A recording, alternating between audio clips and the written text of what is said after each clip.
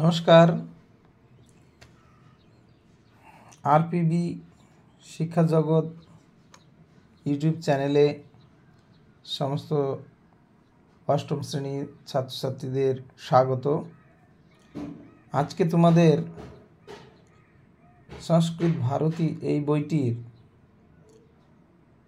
সূক্তি মুক্তামালা এই পড়াটির 11 থেকে 11 নম্বর শ্লোক থেকে পড়ানো হচ্ছে। এর আগের ক্লাসে 10 পর্যন্ত দেওয়া আছে। আজকে আমরা 11 থেকে জানব। 11 নম্বর শ্লোকে বলা হয়েছে, সর্পঃ ক্রূরঃ খলঃ ক্রূরঃ সর্পাৎ ক্রূরতরঃ খলঃ মন্ত্রৌষধি বশঃ সর্পঃ খলঃ কেন নিবার্যতে। তাহলে এখানে বলা হয়েছে সর্প ক্রূর, খল ক্রূর, সর্পাৎ ক্রূরতরঃ খলঃ মন্ত্রৌষধি বশঃ সর্পঃ খলঃ কেন নিবার্যতে। অর্থাৎ সর্প মানে সাপ, ক্রূর মানে হিংস্র বা নিষ্ঠুর, এখানে হিংস্র অর্থে ব্যবহার করা হয়েছে। খল মানে দুষ্টু লোক, দুর্জন। ক্রূর মানে নিষ্ঠুর, তাহলে দুষ্টু ব্যক্তিরা নিষ্ঠুর। সর্পাৎ ক্রূরতরঃ খলঃ, তাহলে বলছে যে সাপ হচ্ছে হিংস্র, খল বা দুর্জন বা দুষ্টু লোক তারা হচ্ছে নিষ্ঠুর। আর এই দুইয়ের মধ্যে সর্পাৎ ক্রূরতর খল, অর্থাৎ সাপের থেকেও, সর্পাৎ মানে সাপের থেকে, ক্রূরতর অর্থাৎ অধিকতর ক্ষতিকারক বা অধিকতর নিষ্ঠুর বা মারাত্মক, অধিকতর মারাত্মক বা অধিকতর নিষ্ঠুর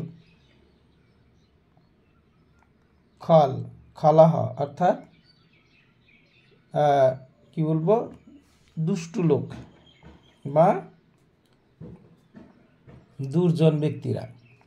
তাহলে এই লাইনে কি বলা হয়েছে যে সাপ হিংস্র, দুষ্টু লোক নিষ্ঠুর,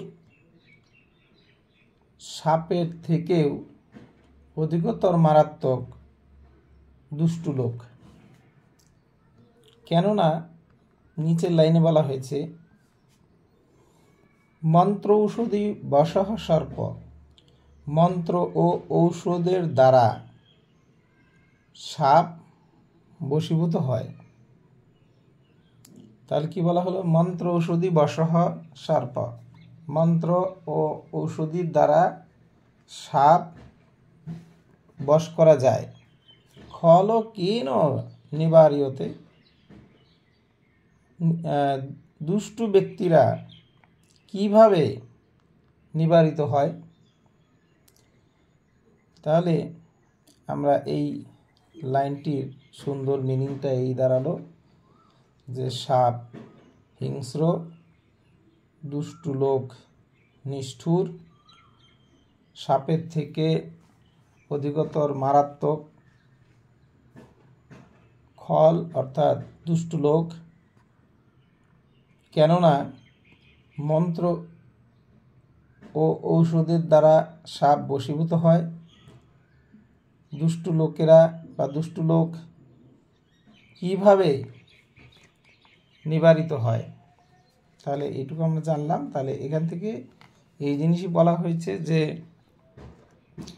আমরা জানি সাপ হিংস্র, বিষধর সাপ তা খুবই হিংস্র হয়।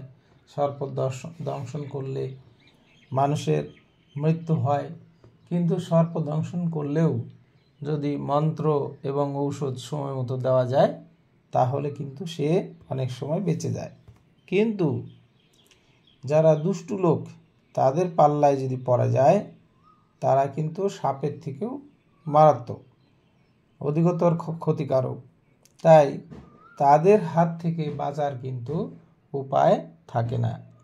সেই জন্য এখানে বলা হয়েছে যে সাপের থেকেও এই খল প্রকৃতির মানুষ যারা, তারা কিন্তু আরও বেশি মারাত্মক। অর্থাৎ এই শ্লোকের মধ্য দিয়ে সমস্ত শিক্ষার্থীদের সচেতন করেছেন যে ক্রূর ব্যক্তি যারা, খল প্রকৃতির ব্যক্তি যারা, তাদের থেকে সবসময় দূরে থাকতে হবে, তাদের সঙ্গে কোনোভাবেই থাকা যাবে না। সেদিক থেকে আমাদেরকে সতর্ক থাকার জন্য এই শ্লোকের মধ্য দিয়ে নির্দেশ দেওয়া হয়েছে। তারপর বলা হয়েছে পরোক্ষে কার্যহন্তারং প্রত্যক্ষে প্রিয়বাদিনম বর্জয়েত তাদৃশং মিত্রং বিষকুম্ভং পয়োমুখম। এখানে বলা হয়েছে 12 নম্বর শ্লোকে পরোক্ষে মানে অগোচরে কার্যহন্তারম অর্থাৎ কার্যে ক্ষতি সাধনকারী, অগোচরে কার্যে ক্ষতি সাধনকারী, প্রত্যক্ষে প্রিয়বাদিনম এবং সম্মুখে বা সামনাসামনি মিষ্টভাষী বা প্রিয়ভাষী ব্যক্তি, বর্জয়ত মানে ত্যাগ করা উচিত বা বর্জন করবে, তাদৃশং মানে সেই রূপ, মিত্রং মানে বন্ধুকে, বিষকুম্ভং অর্থাৎ বিষে ভর্তি কুম্ভকে কলসকে, পয়মুখম অর্থাৎ মুখে ক্ষীর ভর্তি, কলসের মধ্যে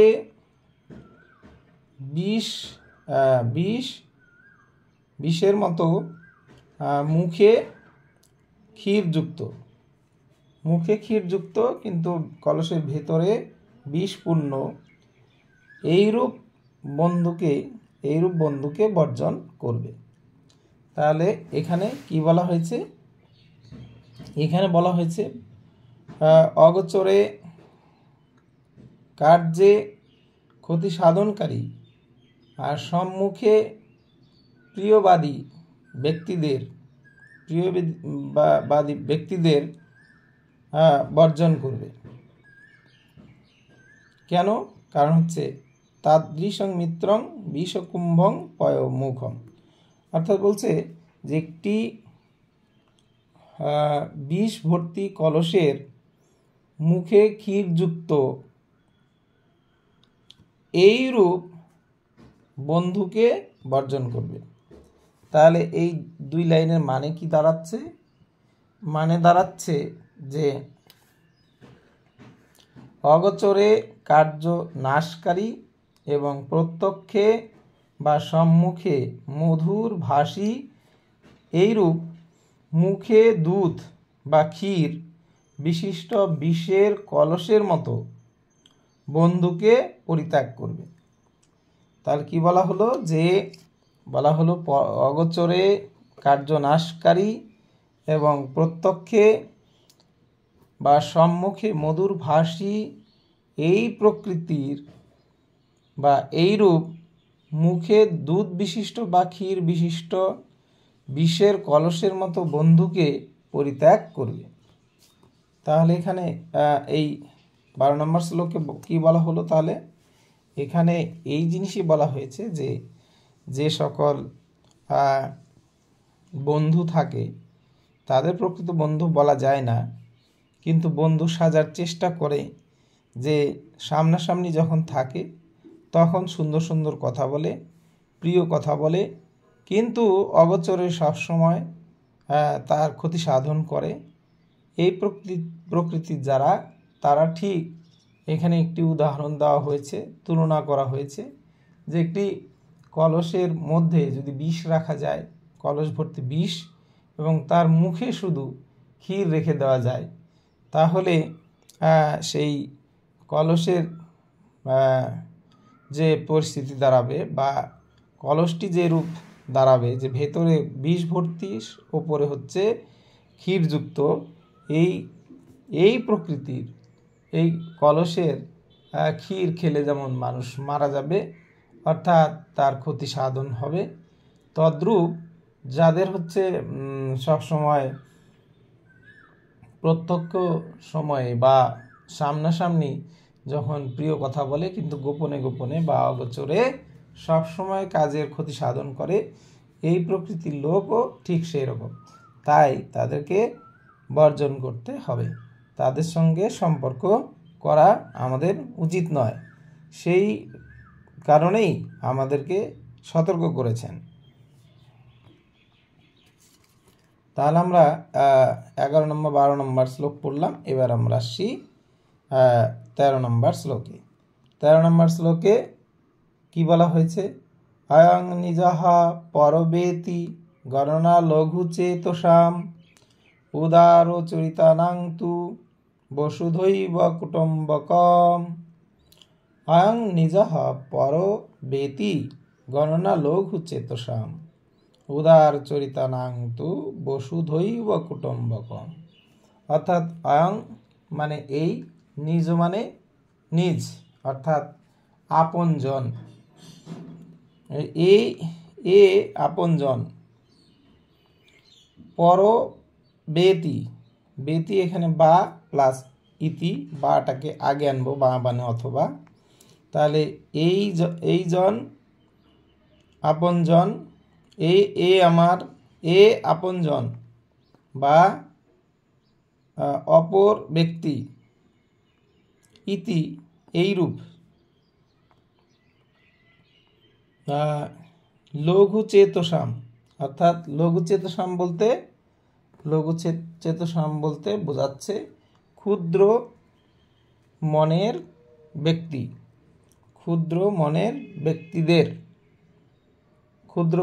ব্যক্তিদের গণনা, অর্থাৎ বিচার বা বিবেচনা।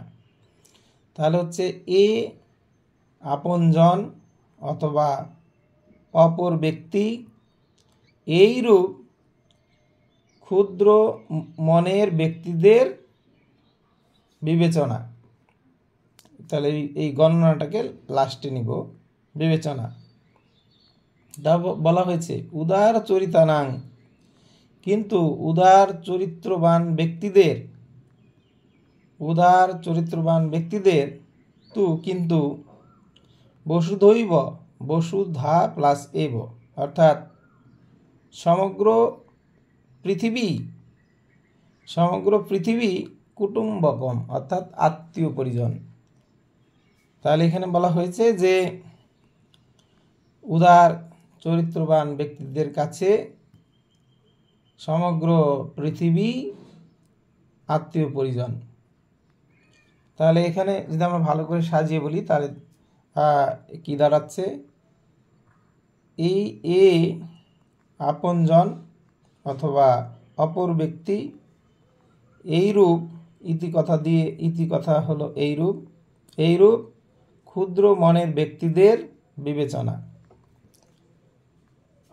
কিন্তু এই তুটাকে আগে নিয়ে আসলাম, কিন্তু উদার চরিতানাং, অর্থাৎ উদার চরিত্রবান ব্যক্তিদের কাছে বসুধৈব, অর্থাৎ পৃথিবী, এখানে সমগ্র কথাটি নেই কিন্তু দিয়ে দিলে ভালো হয়, সমগ্র পৃথিবী কুটুম্বকম, অর্থাৎ আত্মীয় পরিজন। তাহলে এটিকে যদি আরও একদম স্পষ্ট করে বলা যায় তার কি দাঁড়াচ্ছে এই যে এই ব্যক্তি আপনজন অথবা অপর ব্যক্তি এইরূপ ক্ষুদ্র মনের ব্যক্তিদের বিবেচনা। কিন্তু এই তুটাকে আগে আনবো, কিন্তু উদার চরিত্রবান বা উঁচু মনের মানুষদের কাছে সমগ্র পৃথিবী আত্মীয় পরিজন। তাহলে এই শ্লোকের মানে আমরা জানলাম, কিন্তু এর মধ্য দিয়ে এটাই বোঝানো হয়েছে, অর্থাৎ পৃথিবীতে যত মানুষ রয়েছে সকল মানুষই আপন, অর্থাৎ আমরা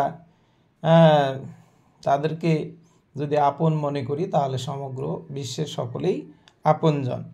কিন্তু আমাদের এই বোধ সাধারণত অধিকাংশ লোকের মধ্যেই থাকে না, অর্থাৎ যে সমস্ত মানুষের চিত্তবৃত্তি অর্থাৎ মন অনেকটাই ছোট বা উদার চরিত্রের নয়, তারা এই আমার আপনজন, এই আমার অপরজন, এই বোধ তাদের মধ্যে আসে। কিন্তু যারা অনেক অনেক বড় মনের মানুষ, তারা কিন্তু এরকম মনে করেন না। তারা সমগ্র বিশ্বের প্রত্যেকটি মানুষের কল্যাণ চান, প্রত্যেকটি মানুষকেই নিজের মানুষ বলে বিবেচনা করেন। তো এখানে সেই কথাই তুলে ধরা হয়েছে। তাহলে তোমাদের আজকে 11 থেকে 11, 12, 13 এই 3টি শ্লোক তোমাদের পড়ানো হলো। এই 3টি শ্লোক পরে যে শ্লোকগুলো রয়েছে সেই শ্লোকগুলো আমরা পরে ক্লাসে আবার আলোচনা করা হবে। আজকে এখানেই রাখা হচ্ছে। তোমরা এই শ্লোকগুলো ভালো করে দেখবে এবং শুনবে, তাহলে তোমাদের এই শ্লোকগুলো বুঝতে কোনো অসুবিধা হবে না। সবাইকে ধন্যবাদ এই ইউটিউব চ্যানেল লক্ষ্য করার জন্য বা দেখার জন্য। তোমরা সবাই ভালো থাকবে, সবার শুভকামনা করে আজকের পড়া শেষ করছি।